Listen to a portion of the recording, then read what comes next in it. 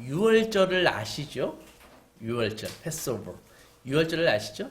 그러니까는 출애굽 당시에 양을 잡아서 양의 피를 문 틀에 이렇게 바르면은 그 양의 피를 보고 천사가 탁 통과해. 죽음의 청사죠. 그러니까 통과하지 않으면 전부 이제 장자들이 다 죽임을 당하는데 그 양의 피를 보면은 탁 패스오버 통과해가지고 넘어갔다. 그걸 기념하는 그 절기가 유월절 아닙니까? 그러니까 성경에서 예수님의 이 십자가 사건을 묘사할 때 이 유월절과 연관지어서 항상 말씀을 하십니다. 그래서 예수님도 이렇게 십자가를 지시러 갈 때는 유월절 타이밍과 예수님의 그 십자가 사건 타이밍을 이렇게 맞춰가면서 예수님이 의도적으로 이렇게 진행하십니다. 그러니까 이 유월절을 예수님의 그 하나님 나라 이 선포하는 사역과 십자가 사역의 그 중심에 유월절을 사건을 딱 두시는 거죠. 그래서 예수님이 의도적으로 유월절 시기를 택하셔서 예루살렘을 올라가실 때도 유월절의 그 절기를 맞춰서 올라가시고 또 죽음의 의미를 알려주시고 제자들과 함께 식사하시고 그래서 성경은 예수님을 유월절 어린 양이라고 표시한다고요. 그러니까 그 옛날 출애굽 당시에 죽임을 당했던 그 유월절의 그 어린 양을 죽음의 천사를 통과하게 했던 그 어린 양의 어린 양을 예수님도 유월절 어린 양이라고 얘기한다고요. 그래서 예수님을 믿는 자에게는 죽음의 천사가 통과하는 것이죠.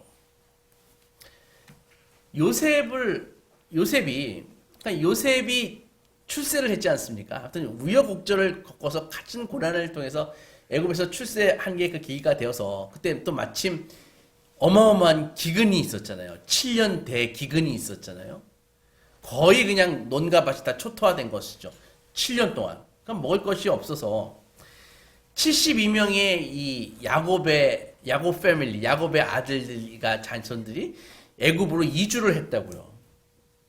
근데 이주를 했는데 얼마 후에 그 사람들이 어떻게 됐습니까?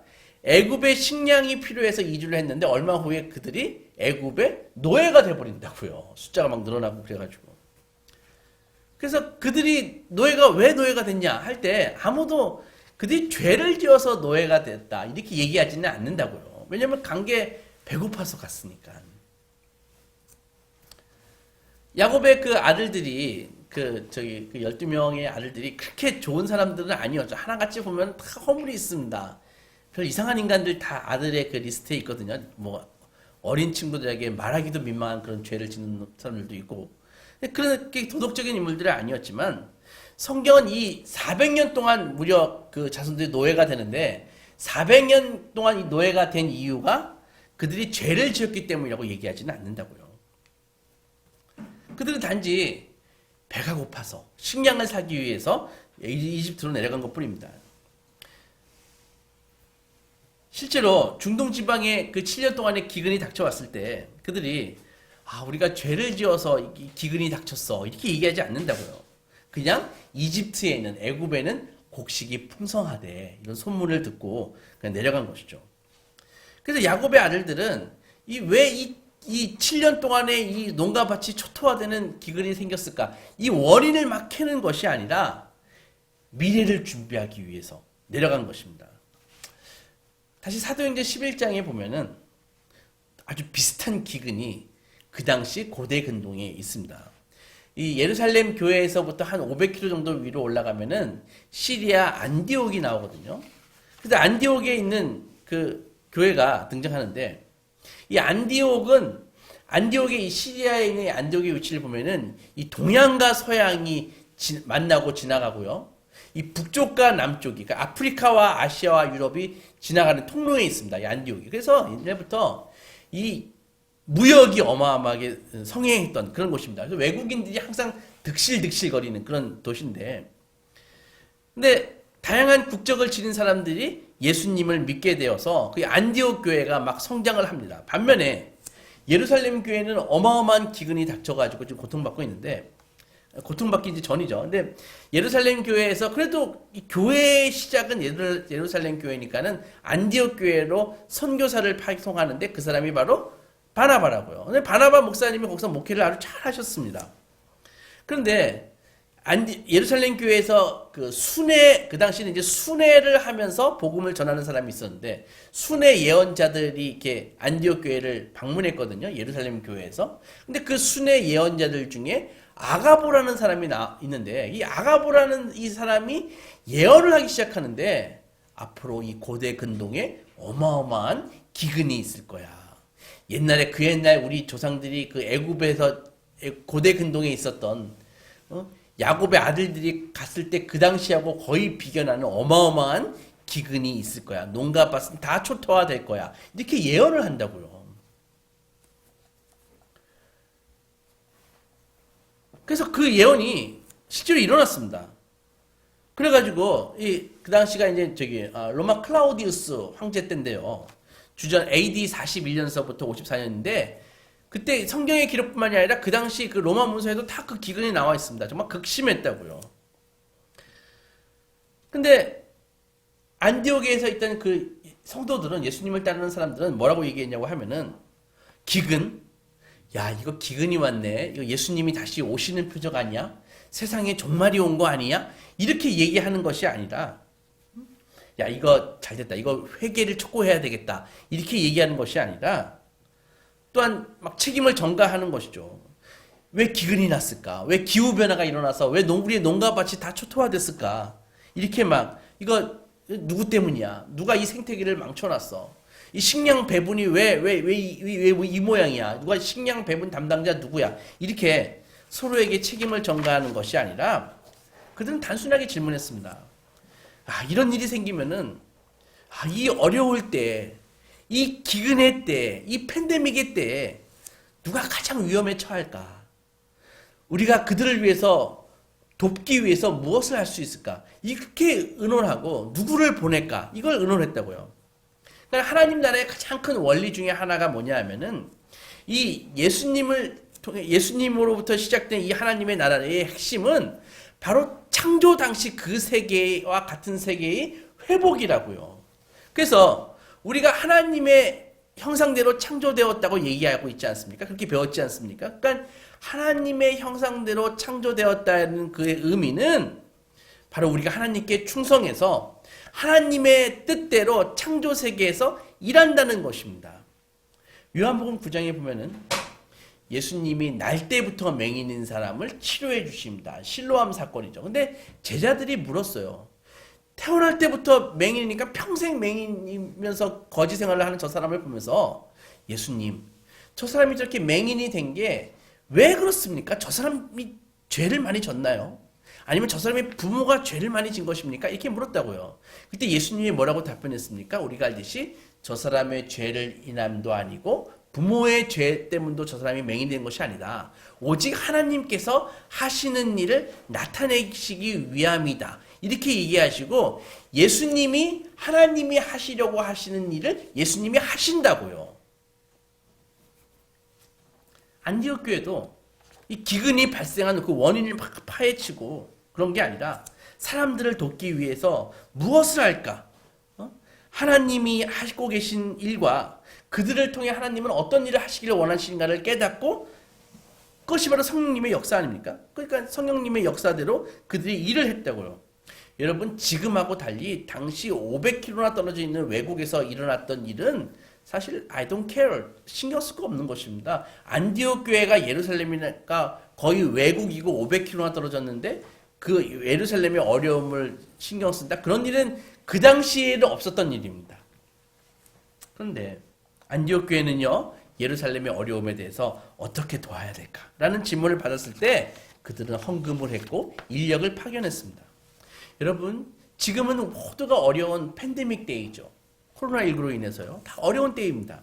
많은 어려움과 갈등이 있지만 코로나19에 대한 기독교적인 반응은요, 바로 이렇게 안디옥 교회처럼 모든 그리스도인들이 참여할 수 있는 그 무엇이 되어야 된다는 것이죠.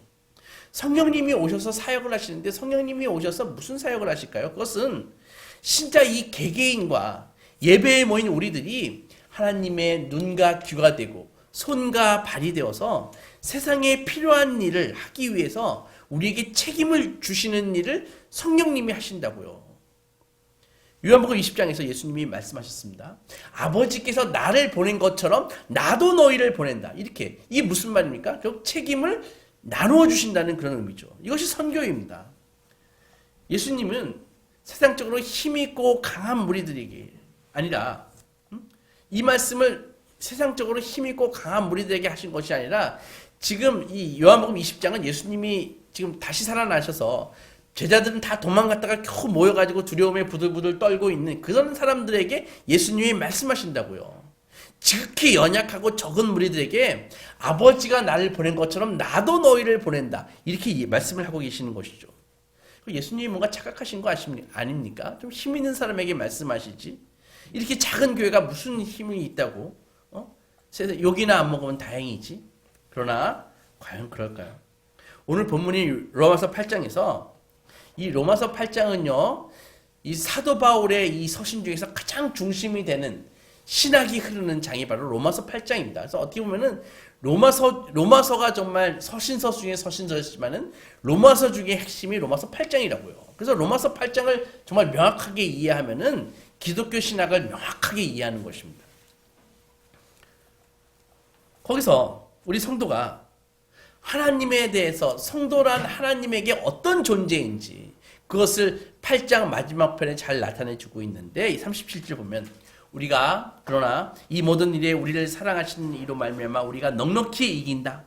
내가 확신한다. 사망이나 생명이나 천사들이나 권세자들이나 현재일이나 장래일이나 능력이나 높음이나 깊음이나 다른 어떤 피조물이라도 우리를 우리 주 그리스도 예수 안에 있는 하나님의 사랑에서 끊을 수 없다. 이게 성도의 정체성이에요. 이게 성도가 어떤 존재인지를 얘기해주고 있는 거라고요. 그래서 하나님께서 예수님의 그 죽으심을 통해서 우리에게 부어주신 사랑 때문에 우리가 잘나서 부어주신 것이 아닙니다. 예수님의 그 죽으심을 통해서 예수님의 그 순종을 통해서 부어주신 사랑 때문에 성도에게는 어둠의 세력을 이길 수 있는 승리와 현재와 미래에서 누릴 수 있는 모든 그 누리는 누구도 빼앗을 수 없는 그 안정성을 우리에게 주셨다는 것이죠. 하지만 그것에 도착하려면은 항상 중간이 있어야 되는 것입니다. 누구도 빼앗을 수 없는 승리가 있고, 누구도 빼앗을 수 없는 안정성이, 구원의 안정성이 있지만은 그곳에 도착하기 위해서는 중간 과정이 있어야 되는 거라고요. 이집트에서 해방된 사람들이 바로 가나안에 갔나요? 광야를 거쳐가는 것이죠. 광야가 있다는 것입니다. 중간 과정이 있다는 것입니다. 광야를 통과해야지 약속된 기업인 약속의 땅 가나안에 들어갈 수 있다는 것입니다. 험난한 과정이죠. 우리 성도의 순례길도요 마찬가지입니다. 험난한 것입니다. 실제로 그 과정을 살펴보면은 이렇게 얘기하고 있습니다. 본문 16절에 성령이 친히 우리의 영과 더불어 우리가 하나님의 자녀인 것을 증언한다. 17절 자녀이면 또한 상속자 곧 하나님의 상속자요 그리스도와 함께 한 상속자니 우리가 그와 함께 영광을 받기 위하여 고난도 함께 받아야 할 것이니라. 많은 성도들이요 아주 심플하게 예수 믿습니다. 나 예수님 믿어요. 한마디 하면 그냥 구원받고 하나님의 자녀가 되는 것으로 생각합니다. 근데 그 말은 맞는 말이기도 하고 틀린 말이기도 합니다. 하지만 사도는요 오늘 본문에서 분명하게 얘기합니다. 우리가 하나님의 자녀인지는 여러분들이 하나님의 자녀인지는 목사가 아니라 성령님이 알려주시는 것입니다. 그리고 자녀의 동의어는 상속자인데 메시아와 함께 영광을 받기 위해서 고난도 함께 받는 그래서 메시아와 하나가 된 하나님의 상속자요 메시아와 공동 상속자라고 성경을 얘기해주고 있는 것입니다. 더욱이 예수님과 함께 받는 고난에 대해서 18절에서 이렇게 말씀하십니다. 생각하건대 현재의 고난은 장차 우리에게 나타날 영광과 좋게 비교할 수 없었다. 옛날 성경에 그 부사를 좀 넣었어요. 옛날 성경은 그렇게 되어 있습니다. 성경에서 우리가 하나님의 기업을 유산으로 받는다고 하는데 여러분들 하나님의 기업을 유산으로 받는다는 것의 의미가 우리가 흔히 상상하듯이 죽어서 몸은 납골 땅의 재 형태로 있고 영혼만 이렇게 올라가가지고 귀신 비슷하게 아주 심심할 것 같은 그리고 심심하지만 좀 편안하게 살 것 같은 그런 천국을 얘기하는 것이 아닙니다. 하나님의 기업이라는 것이 기업은 완전히 새로워진 창조 세계를 얘기하는 거예요. 마치 요한복음 21장에서 정확하게 나와 있듯이 부패가 없고 죽음이 없고 쇠퇴가 없고 영원한 몸을 가지고 완전히 새로워진 하늘과 땅을 유업으로 받는 것이 그것이 기업이라는 것이죠.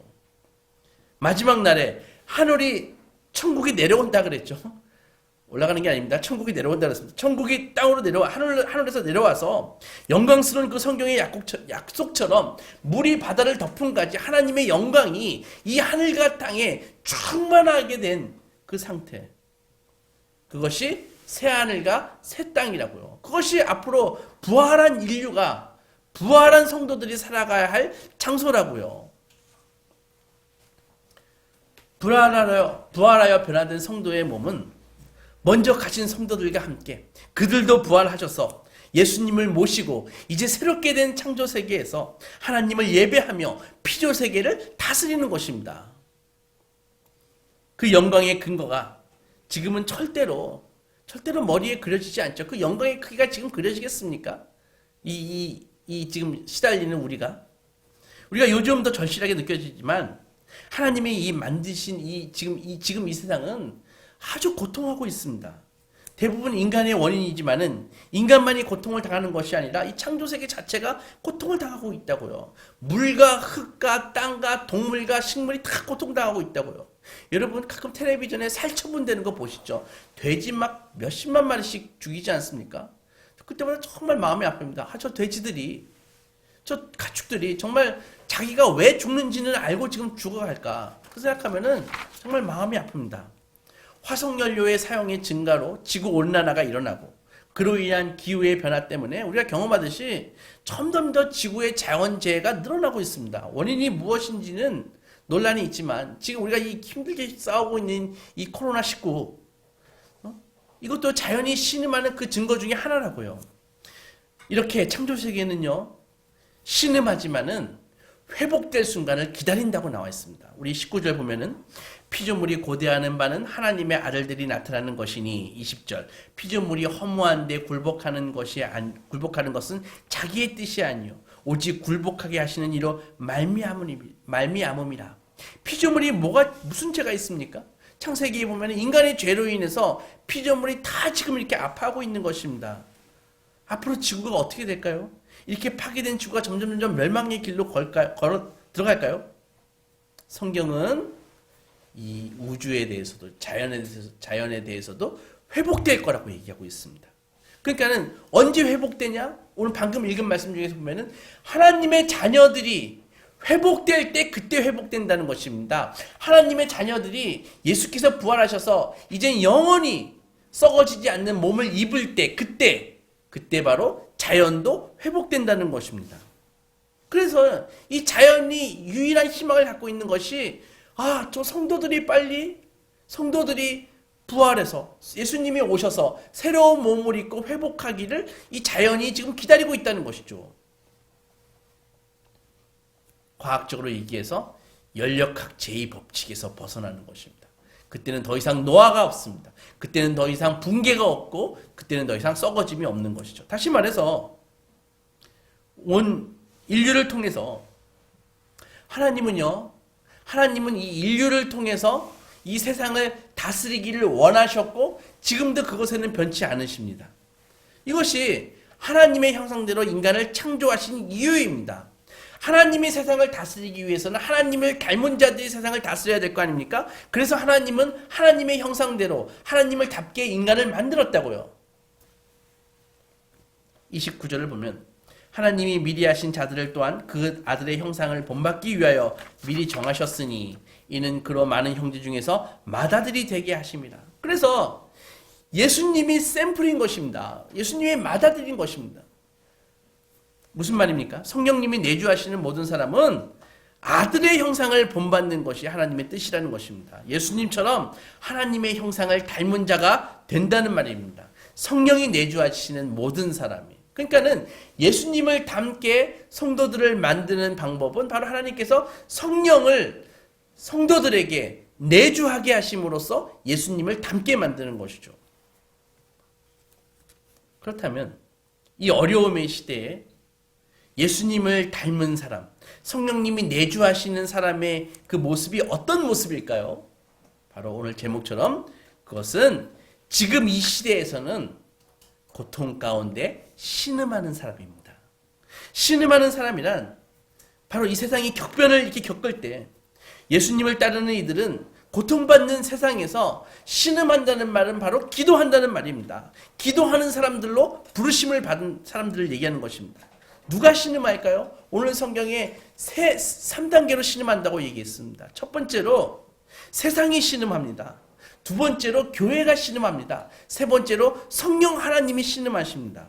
22절서부터 쭉 보면은 22절 피조물이 다 이제까지 함께 탄식하며 함께 고통을 겪고 있는 것은 우리가 안다. 23절 그뿐 아니라 우리 곧 성령의 처음 익은 열매를 받는 우리까지도 속으로 탄식하여 양자 될 것 곧 우리 몸의 속량을 기다린다. 24절 우리가 소망으로 구원을 얻었으며 보이는 소망이 소망이 아니니 모든 것을 보는 것을 누가 바라리요. 26절 이와 같이 성령도 우리의 연약함을 도우시나니 우리는 마땅히 기도할 바를 알지 못하나 오직 성령이 말할 수 없는 탄식으로 우리를 위하여 친히 간구하시니라. 27절 마음을 살피시는 이가 성령의 생각을 아시라니 이는 성령이 하나님의 뜻대로 성도를 위하여 간구하심이니라. 그러니까는 세상도 신음하고 성도들도 신음하고 성령 하나님도 신음한다는 것입니다. 세상도 탄식하고 교회도 탄식하고 성령 하나님도 탄식한다는 말입니다.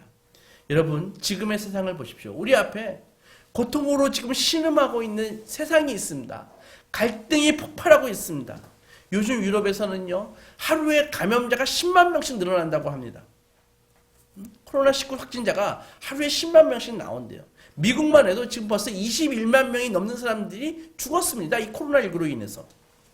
우리는 그런 상황도 알고 있죠. 우리 평생에 이런 일이 정말 처음 아닙니까? 그러니까 이 코로나 바이러스는 수많은 인명을 앗아가고 있을 뿐만이 아니라 정말 어떤 폭력적인 정권 아래서는요 사람들을 막 돕는 손길 없이 감금하고요 많은 사람들이 스트레스에 폭발해가지고 거리로 뛰쳐나오고 사업이 파산하고 직업이나 생계를 잃은 사람들이 막 넘쳐나고요 집에 갇혀 우울증에 빠져있는 사람들이 애들서부터 어른까지 넘쳐납니다. 그런 사정을 우리를 잘 알고 있죠. 교회는 이 상황에서 어디에 있어야 될까요? 많은 사람들이요 이 상황을 보면서 교회가 옆에서 조언해야 된다고 얘기를 합니다. 이 시련의 원인을 알려줘야 된다고 생각합니다. 그러나 그런 것이 아니라 바울은 그렇게 얘기하지 않습니다. 바울은 예수님을 따르는 사람들도 똑같이 신음에 빠져야 되고 신음해야 된다고 얘기하고 있습니다. 성도들도 약하고 혼란스럽고 이 부패하기 쉬운 이 몸과 앞으로 구속될 그 영원한 생명 그 몸 사이에서 갈등하고 신음하고 있는 것입니다. 그 간격을 고통스럽게 우리가 지금 감당하고 있는 것이죠. 동시에 우리가 이 병들고 고통하는 이 세상과 우리도 예외 없이 같이 고통을 공유하는 것입니다. 이럴 때 교회는 무엇을 해야 될까요? 교회는 이럴 때 기도해야 됩니다. 하지만 오늘 성경에서 얘기해 주는 기도는 참 이상한 기도입니다. 우리가 그 8장의 중심에서 이 기도에 대해서 나와 있는데 우리가 기도해야 할 때 26절에 이렇게 나와 있습니다. 마땅히 무엇을 기도해야 될지 모르지만 이렇게 나와 있지 않습니까? 그러니까 우리는 지금 어쩔 줄을 모르고 있는 것입니다. 하지만 사도는 우리가 지금 어쩔 줄을 모르고 기도를 해야 되지만 마땅히 어떻게 기도해야 될지 모르는 이 상태가 정상적인 상태라고 얘기하고 있는 것입니다. 이상한 것이 아니라는 것입니다. 자연스러운 상태라는 것입니다. 왜?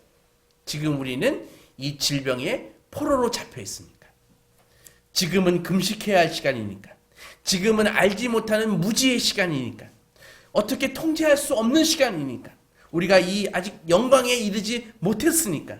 하지만 이 시간이 지금 우리가 지겨워할 수 있는 지금 어떻게 벗어나고 싶어 하는 이 시간이 소중한 이유는 바로 이때 삼위일체 하나님을 만날 수 있는 시간이라는 것이죠. 이 무지의 순간에 우리가 아는 한 가지 사실은 알지 못하는 것이 지극히 정상적인 상태라는 것입니다. 우리가 신음하면서 무슨 말이나 행동을 해야 할지 모르는 바로 그때에 하나님과 성령 하나님도 신음하고 계시다는 것입니다. 여러분들 요한복음 11장에서는 예수님이 친구 나사로가 죽어간다는 소식을 듣는 그 사건이 나옵니다. 예수님이 사역하시다가 친구 나사로가 지금 죽어간다는 소식을 듣고 마리아의 집으로 방향을 틉니다. 그런데 중간에 막 병든 사람은 계속 나타나는 거예요. 특별히 혈액병 걸린 여자가 나타났는데 다 고치면서 가다 보니까는 늦었습니다. 나사로의 집에 도착하니까는 이미 나사로가 죽은 지 4일이 지났습니다. 4일이 지나서 예수님이 딱 나타나니까 이 마리아 마르다 이 나사로의 그 누이들이 막 통곡을 하는 거예요. 그리고 거의 원망 비슷하게 얘기합니다.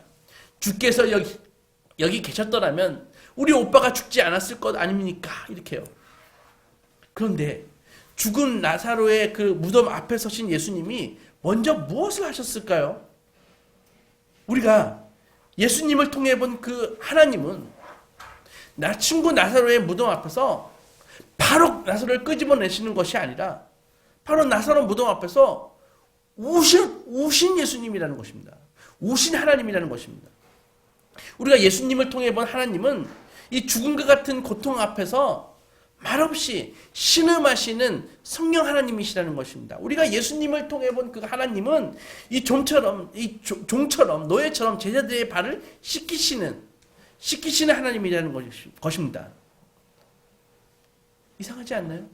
왜 예수님은 바로 무덤에서 나사로를 끄집어내지 않고 나사로 무덤 앞에서 왜 예수님은 우셨을까요?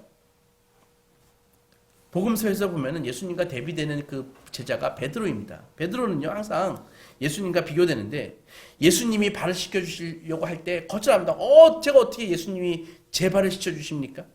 예수님이 잡히시던 밤에요 대제사장의 무리들이 그 조폭들을 데리고 왔을 때 베드로가 먼저 칼을 뽑아가지고 대제사장의 그 종의 그 노예 말고의 귀를 잘라버립니다. 결국 예수님이 잡히시던 밤에 대제사장의 뜰에서 여자종이 막 고발하니까 저 사람도 예수 무리야 이렇게 고발하니까 거기서 베드로가 예수님을 3번이나 부인하고 저주하지 않습니까? 잊지 마십시오. 교회는요 늘 베드로처럼 될 가능성이 많다는 것이죠. 특별히 어려울 때, 특별히 팬데믹 때 필요하다면 교회가 나가서 폭력적으로 나서고요. 거리에 나가서 규탄하고요. 투쟁해서라서 세상을 교회가 세상적인 방법으로 바꾸려 하는 그런 베드로의 유혹에 빠지기 쉽다는 것입니다. 그러면 우리는 무엇을 해야 될까요? 예수님을 따르는 우리도 어떻게 해야 될까요? 예수님을 따르는 우리는 바로 예수님처럼 나사로의 무덤 앞에서 죽음 앞에서 우셨던 예수님처럼 이 고통 가운데서 우리도 신음해야 되는 것입니다.